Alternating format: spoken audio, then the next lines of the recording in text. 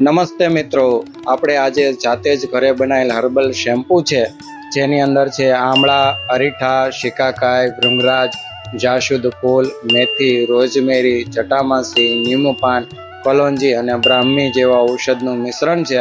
આ બધું જ ઔષધિઓના મિશ્રણને સ્વચ્છ પાણીથી 1 થી 2 વાર વોશ કરી નાખવાનું, જેથી કરીને ધૂળ અને રજકણો નીકળી જશે। પછી આ શુદ્ધ વોશ થયેલી ઔષધિઓને એક ફિલ્ટર પાણી લઈ અને એ પાણીની સાથે મિક્સ કરી અને ઉકાળવાનું છે। ધીમા ધીમા તાપે એને ઉકાળતું જવાનું છે, જેથી આપણો એક સરસ મજાનો ઔષધિનો ઉકાળો બની જશે।